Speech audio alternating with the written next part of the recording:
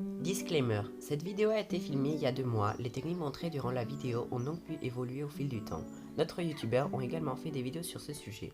Le but de cette vidéo n'est en aucun cas de vous garantir un rendu propre et soigné, mais uniquement de vous expliquer la démarche à suivre pour créer vos propres motifs.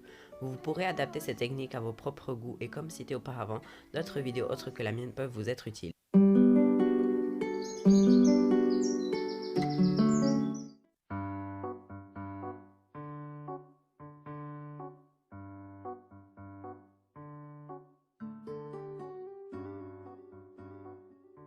Salut tout le monde, c'est Karen Crossing, on se retrouve aujourd'hui dans une nouvelle vidéo. Vous avez sans doute entendu parler de ce motif si populaire qui a fait le tour de la communauté. Eh bien, aujourd'hui nous allons voir une façon simple et efficace pour créer ses propres motifs. Peut-être parce que vous n'avez pas le online ou tout simplement parce que vous voulez faire à votre sauce. Assez parlé, je vous laisse avec la vidéo, j'espère qu'elle va vous plaire. Bisous! Juste avant de commencer, je vais juste effacer tous mes motifs que j'avais auparavant pour en créer des nouveaux. Et le petit conseil que je vous donne, c'est de bien les avoir dans l'ordre pour vous repérer plus facilement. Voilà. Ensuite, pour la couleur de la terre, je vous conseille de prendre des presets similaires à ça. Mais après, si vous voulez un effet plus sablonneux, vous pouvez aussi choisir des couleurs plus claires. Ou qui sait, vous voulez peut-être des couleurs telles que rose, violet, bleu pour un effet plus féerique. En complément de la première couleur, vous allez aussi choisir 2 couleurs similaires, telles que vous voyez là à l'écran, pour donner un effet de variété. Donc, petit conseil là aussi, c'est de laisser 3 emplacements de couleurs en blanc pour mieux différencier les couleurs que vous allez utiliser pour la terre et les couleurs que vous allez utiliser pour les bordures. Donc oui, vous allez aussi choisir 3 couleurs pour les bordures, donc ça doit être des couleurs plus foncées de préférence dans la même gamme de couleurs. Une fois cela fait, vous allez dupliquer votre motif dans les 9 cases, ce qui aura pour effet de dupliquer également la palette de couleurs, donc ça va clairement vous faciliter la tâche.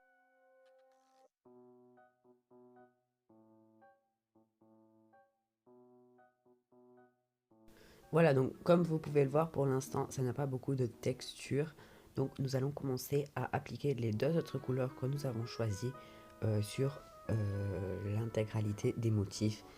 Et ça risque de prendre du temps, mais vraiment, ça change vraiment le rendu. Donc vraiment, je vous conseille vraiment de le faire. Pour le tuto, je l'ai fait vraiment vite fait pour vous montrer comment il faut faire. Vraiment, je ne me suis pas appliquée, mais vraiment, prenez votre temps parce que c'est vraiment l'une des étapes les plus importantes avec les bordures. Il n'y a pas vraiment de technique miracle, vous allez juste mettre des points un peu de façon random dans tout le motif et ça va donner voilà ce que ça donne là dans la vidéo.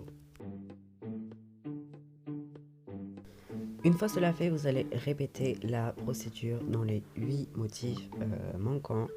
Voilà, je l'ai mis en accéléré parce que ça m'a vraiment pris du temps. Ça risque de vous prendre du temps aussi, mais comme j'ai déjà dit, vraiment appliquez-vous parce que ça vous change vraiment le motif. Genre, vous le voyez là à l'écran, vous voyez pas une si grande différence, mais croyez-moi que quand le motif sera fini, il y aura vraiment une différence.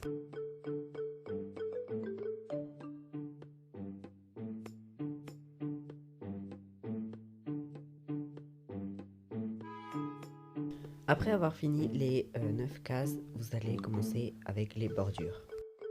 Pour l'exemple, j'ai donc pris la bordure en haut à gauche, donc je vais délimiter le point A et le point B. Et j'ai commencé à tracer avec le crayon de transparence la forme que je vais vous donner à ma bordure. Pour cela, vous pouvez utiliser des références sur Pinterest, sur d'autres motifs qui ont déjà été faits. Une fois la délimitation finie, vous allez prendre votre outil de transparence, vous allez le grossir et vous allez donc effacer toute la partie que vous ne voulez pas. Enfin voilà, je pense que vous m'avez compris. Une fois cela fait, on va attaquer les bordures, donc vraiment aussi une des étapes les plus importantes et qui n'est pas si facile comme il le paraît. Donc vous allez prendre vos 3 couleurs. Je vous conseille de faire de la plus foncée à la plus claire. Donc vous allez commencer de l'extérieur du motif vers l'intérieur et vous allez commencer à appliquer vos couleurs. Donc voilà, une erreur que j'ai fait pendant que je tournais la vidéo et que je m'en suis rendu compte juste après, c'est que je n'ai pas fait la bordure assez grosse.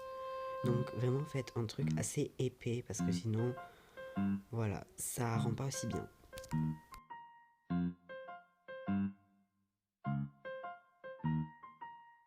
Pour donner un autre exemple, nous allons donc faire la bordure du haut. Donc les points A et les points B, là vous pouvez le voir, c'est les points tout en haut à droite et les points tout en haut à gauche. Et ensuite vous allez faire un espèce de creux qui redescend puis qui remonte. Ensuite pour les autres motifs, c'est les mêmes étapes, c'est juste que le point A et le point B sont différents.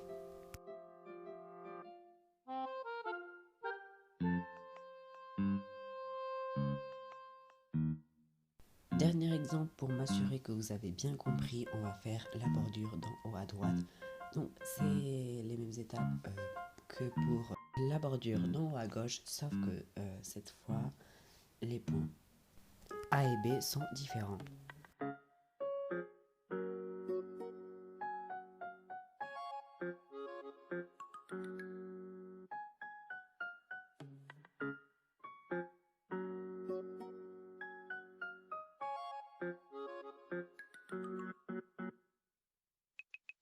Et voilà, vous savez à présent comment créer vos propres motifs. Maintenant, il ne reste plus qu'à adapter ces techniques selon vos goûts. Faites-moi savoir dans les commentaires si ce tuto vous a aidé, si vous l'avez essayé et ce que vous en pensez. Je suis super ouvert à tout type de conseils. Sur ce, merci d'avoir regardé la vidéo. À la prochaine. Ciao!